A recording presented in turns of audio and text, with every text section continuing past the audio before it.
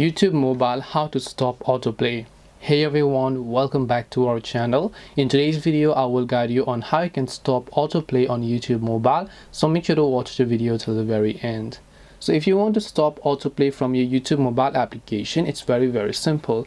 Let's say that you go and open the YouTube application, and whenever you play a certain video and then the video ends, what happens is that it is going to play the next video after that, or anyone in the recommendations.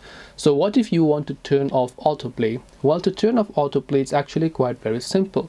When you play the video, you'll find this little icon which you can see at the very top, which is like the play pause icon.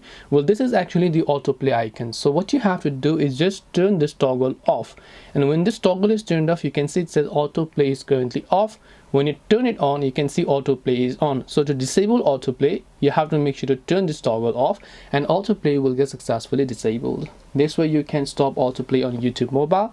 Hope this video was helpful. If you have any questions, feel free to leave them down.